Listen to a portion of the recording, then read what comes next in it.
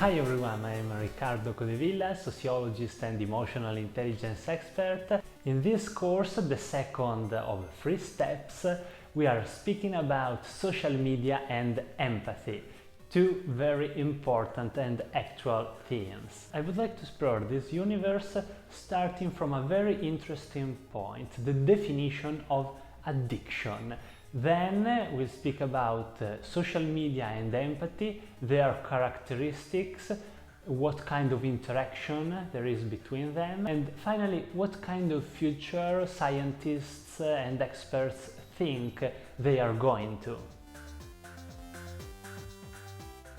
Some years ago I've seen a very interesting TED performance of Joan Hari. I suggest you to go and find that video.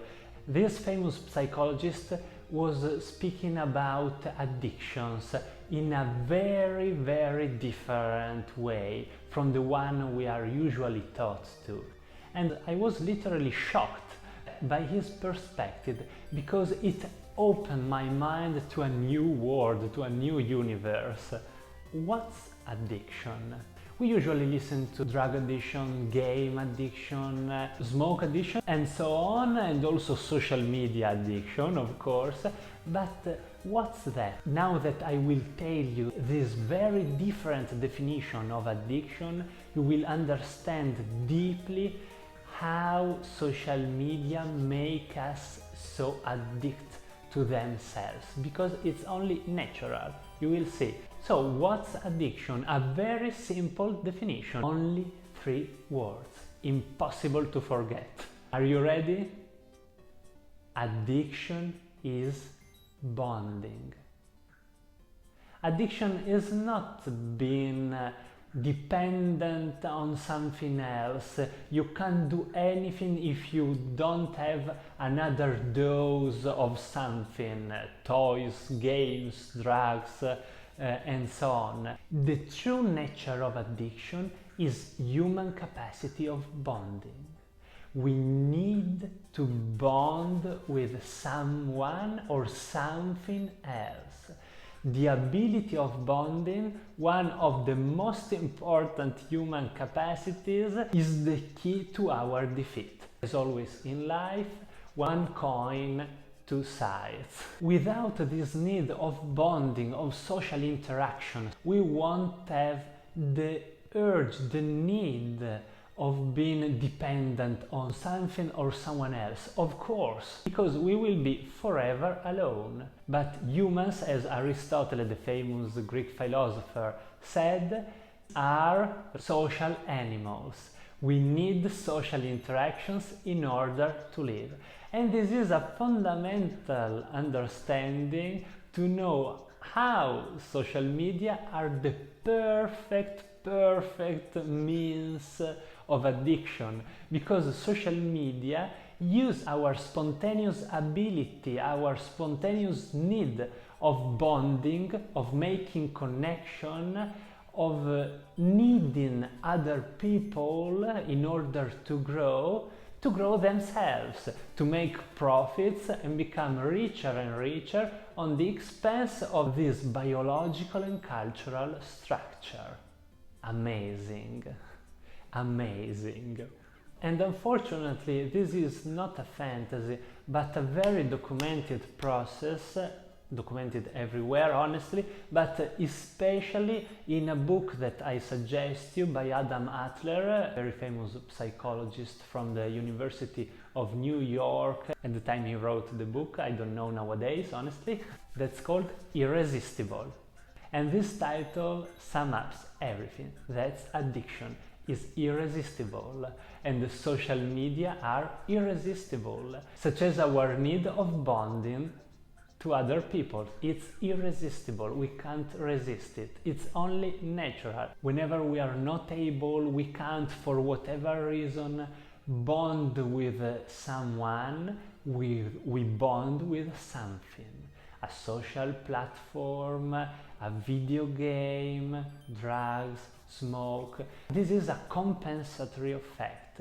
It's not true when you hear, oh, I'm alone, I don't want to speak with other people, I'm not able to live in society. That's not true, and the proof is you bond with something else. It's a fundamental need you have inside yourself, but for whatever reason you go and replace people with things.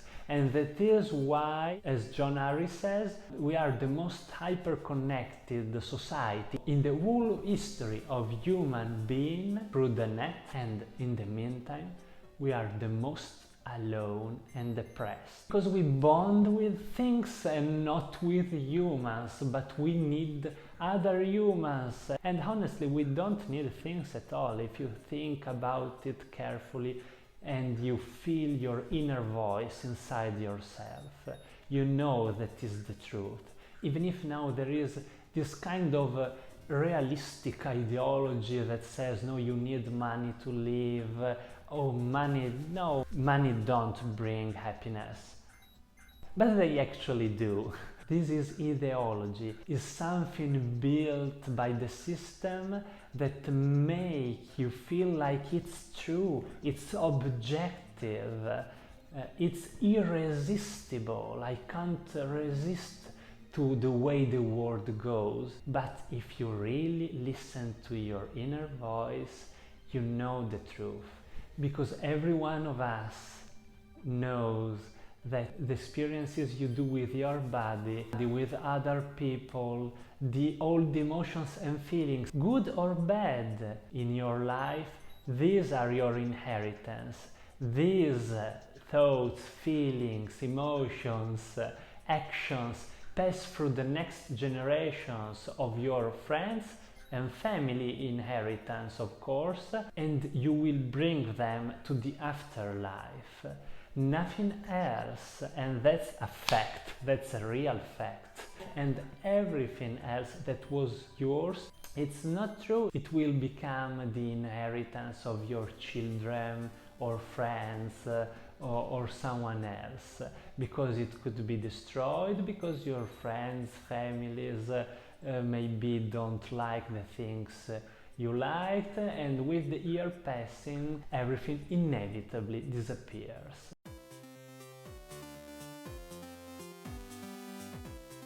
Butler studied and explained this phenomenon deeply in his book, showing that social media and social devices are built by our colleagues, sociologists and psychologists, in order to make people addicted to them, in order to make them properly bonding with the system, of course with the ultimate goal of profits. But what's outstanding for me is that drugs and a lot of things that make you and me addict are prohibited in a lot of states. But social media and social devices, no. And everyone knows that their precise goal is to make you and me depending on them, is to nourish their businesses. They make you feel sick, ill, alone and depressed in the same way as the drugs and all the other things, but they are not banned. It's okay. It's okay if a 5, 3 or worse 1-year child is with a tablet or an iPhone or something else. It's okay. It's not a problem, even if we know her brain is damaged forever. The social media platforms and the social media devices biologically damage your brains. It's not a joke, and I'm not exaggerating it. And I'm not saying that you don't have to use social media or social devices. Instead, I'm saying you have to use them only to work. That's it. Only to work. Anything else is contributing to damage your psychological and physical health. What are the characteristics of social media? What are the addictive properties or the social media properties that make us feel so happy and so well when we are visiting them? Of course, free. And I suggest you again to go and read all Adam Adler's book for other interesting resources. First, an endless experience. Second, an unpredictable reward. Third, a precise and determined goal.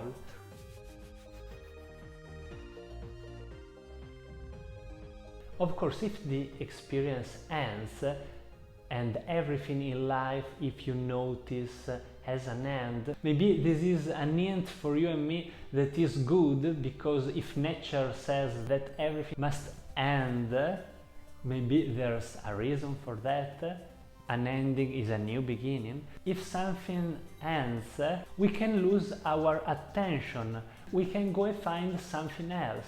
But if we have an endless experience, we can lose hours of our days, of our lives, our minds inside the social media platforms and the social media devices. And more time we spend there, more money is made, more information they get.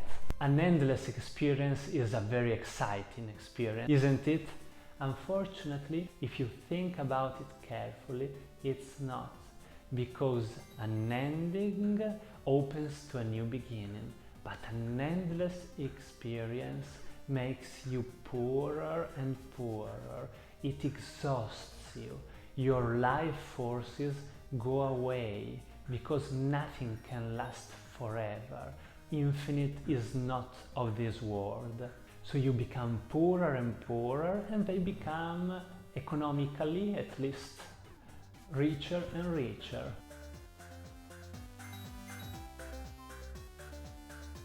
If you have predictable rewards, maybe you're not so enthusiastic about it. If you're paid, let's say, $1,000 per month for 40 years in your job, maybe you will want to raise your salary, change the experience, maybe you will quit because it's not worthy, and so on and so on.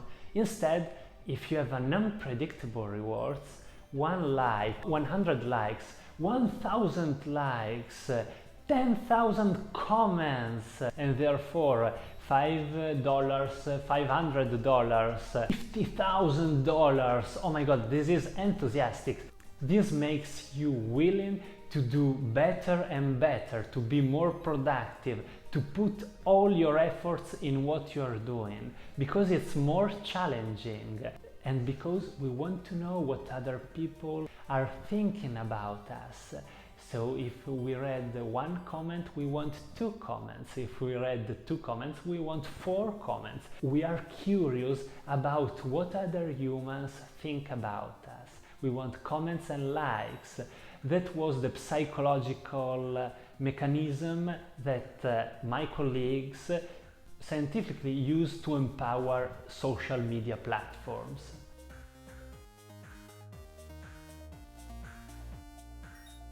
Oh, this young generation doesn't dream. They don't have dreams anymore. Oh, that's not a problem, the big companies said. They don't dream. We give a dream to them. Become famous, have a lot of likes, have a lot of money, have a lot of comments. If you do that, reaching that numbers of likes and visualization, you will obtain that. That's the new goal, the new materialistic and very easy to understand dream. That's not a dream anymore, of course. But a lot of people fall for it, because some psychologists and social psychologists used all these mechanisms to build social media. This is what social media are. They are like gaming centers and slot machines, an endless experience with an unpredictable reward and a precise goal, where you can bet your life over and over. Exciting.